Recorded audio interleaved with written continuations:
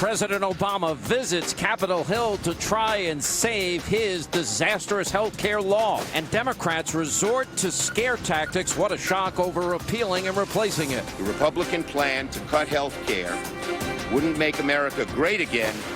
It would make America sick again. Plus, part 2 of our exclusive interview with WikiLeaks founder Julian Assange. Donald Trump, early on in his administration, he needs to set a standard. Also, Newt Gingrich is here to react to all of this. Obstruct. Obstruct. Obstruct. Defeat. Anything. Anything. Anything. Anything that violates our core values as diverse Americans. Then Hollywood liberals are urging Congress to obstruct President-elect Donald Trump. We'll talk about the snowflakes with Corey Lewandowski. And violence in cities like Chicago surging. Ainsley Earhart has a full report. Also, we'll check in with Sheriff David Clark. Hannity starts right here, right now. And welcome to Hannity. So we're getting incredible reaction to our exclusive interview with WikiLeaks founder Julian Assange. Now we're going to play more of our sit-down interview. That's coming up later tonight. But first, a very desperate President Obama goes to Capitol Hill, all in a last-ditch effort to try and save his disastrous health care law. And that is tonight's opening monologue. All right, so Obamacare has been a monumental failure, but that is not stopping the president and Democrats from trying to save it. Now, after huddling on Capitol Hill earlier today, well, left-wing congressional leaders, they dusted off the same old, tired, divisive rhetoric. They want to scare you, the American people, about those wascally Republicans repealing and replacing Obamacare. The same old talking points. Take a look. The Republican plan to cut health care wouldn't make America great again. It would make America sick again. They have no replacement plan. They have no replacement plan because they can't. They can't agree. They don't have the votes. So to repeal and then delay is an act of cowardice. That means we don't really know what we're doing. And they want to repeal it and then try to hang it on us. Not going to happen. It's their responsibility, plain and simple. Now they're going to own it. And all the problems in the health care system, and there have been many throughout the years, no one has solved all of them, are going to be on their back. Really, Democrats, they now want to claim that Republicans, they're to blame for breaking Obamacare? Well, that's just a big, flat-out lie. And you know what? They know that because Obamacare is already broken, and it's failing you, the American people, miserably. Now, we're going to show you the numbers that prove all of this in just a minute. But at the same time, President Obama, he ran to Capitol Hill. Now, Vice President-elect Mike Pence, he was meeting with the Republicans at that time to formulate the plan to repeal and replace this disastrous law. Now, here's what he said right after. Take a look. The first order of business is to repeal and replace Obamacare. Obamacare has failed, and the American people have sent a decisive message to Washington, D.C., that they want Obamacare to be repealed and replaced with health care reform that will lower the cost of health insurance without growing the size of government. All right, now, Republicans, they need to make sure, one, they keep their promises and also move very quickly to repeal and replace Obamacare, which, by the way, they appear to be on track to do. But they also need to be careful because Democrats have already shown, well, they're not going to be blaming themselves when Obamacare finally dies and crumbles. Now, President-elect Trump, he issued this warning to the GOP and his colleagues earlier today. He tweeted out, in part, quote, Republicans must be careful in that the Dems own the failed Obamacare disaster with its poor coverage and massive premium increases like the 116% hike in Arizona. Also, deductibles are so high that it is practically useless. Don't let the Schumer clowns out of this web. Now, the president-elect is 100% right.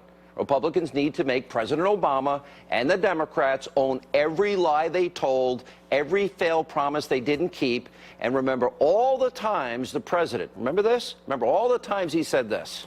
No matter how we reform health care, we will keep this promise to the American people. If you like your doctor, you will be able to keep your doctor, period. If you like your health care plan, you will be able to keep your health care plan, period. If you like your doctor, you can keep your doctor. If you like your health care plan, you can keep your health care plan. There's no doubt that we must preserve what's best about our health care system, and that means allowing Americans who like their doctors and their health care plans to keep them. If you've got health insurance, you like your doctor, you like your plan, you can keep your doctor, you can keep your plan. Nobody is talking about taking that away from you. Oh, really? Now, he also said the average family would save, on average, $2,500 per family per year. Well, since 2009, the average American family is paying $4,100 more. Now, we also know that what the president said about keeping your doctor and plan, that they were lies because millions of Americans lost their doctors, millions lost their plans, and that is just the start of this Obamacare disaster. Now, here's what the president and Democrats own themselves. Now, remember, this is their plan. This is their fault because not a single Republican voted for this law. Now, Obamacare premiums this year alone are increasing by 25% on average. And in Arizona, like we mentioned, well, they'll rise by this year alone 116%. Now, premiums on average for a family of four making $60,000 a year, well, that's going to spike by 43.6%. Deductibles for the same group are exploding by 22.9%. But the misery for you, the American people, it doesn't end there. Now, the president promised free market competition and choices for Americans on the exchanges. Sadly, the opposite has happened. Major insurers like Humana, Aetna, United, Blue Cross, Blue Shield, they're all pulling out of states because they are losing money on the exchanges. Humana alone, they said they lost over $1 billion just for participating in Obamacare. In states like Alabama, Alaska, Oklahoma, South Carolina, Wyoming, people buying on the exchanges, they only have one single insurer to choose from now. On top of that, the numbers of healthcare insurance providers to choose from on healthcare.gov, well, that's going to drop just 28% this year alone. And then there's all the taxes. The Congressional Joint Committee on Taxation has previously found that the middle class will face $377 billion in tax increases courtesy of Obamacare. And according to a recent study, the surging Obamacare premiums will cost you, the American taxpayer, an extra $9.8 billion this year alone.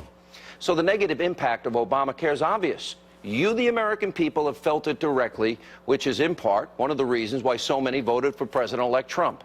Now, yes, there are certain aspects of the law that Republicans will keep, like the issue of pre-existing conditions.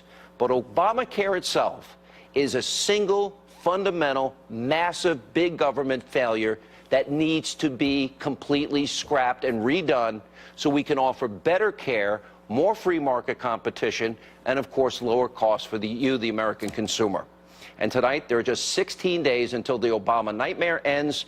Now, we're going to show you on the side of our screen tonight statistics how bad things have been under this president in the past 8 years. The facts the mainstream media will never give you. Joining us now with reaction, the author of the best-selling book Treason. He's the former Speaker of the House, Fox News contributor, Newt Gingrich. You know, here's a pretty funny thing. So the president-elect goes to the Capitol Hill today, meets with Democrats in the House and Senate, and then he says, don't help the Republicans repeal and replace Obamacare. And then he suggests that they start referring to the GOP plan as Trump care. So what part of these statistics does the president not want to face? Because it doesn't look good any which way you measure the actual impact of this law. Well, I mean, look, you've watched Barack Obama now for 9 years. He doesn't want to face anything. He's going to go to Chicago to give his farewell address without noticing the almost 4,000 people shot in his hometown in the last year alone. He doesn't understand anything about foreign policy, and he's in total denial about his health plan. And remember, one of the major reasons this economy is moving so slowly is the enormous burden that Obamacare has put on the economy, on small business, on startups, on entrepreneurs. The result is, you know, I'm happy to take his suggestion, by the way. Let's compare Trump care with Obamacare. Let's see a year from now whether or not President Trump and the Republicans can't do a whole series of things that improve access, lower costs, are more honest with the American people, give them greater choices, get the Washington bureaucracy out of the way. And I think that people like Dr. Tom Price are very committed to having a Trump care that's a heck of a lot better than Obamacare. So let's take him up on his challenge, and we'll see a year from now how many Democrats want to run for re-election in 2018 defending the old order. free market competition, portability, Absolutely. taking your health care from job to job, buying across state lines. That competition is only going to lower costs, increase the services that people will get. That is economics 101. Here's what I want to ask you.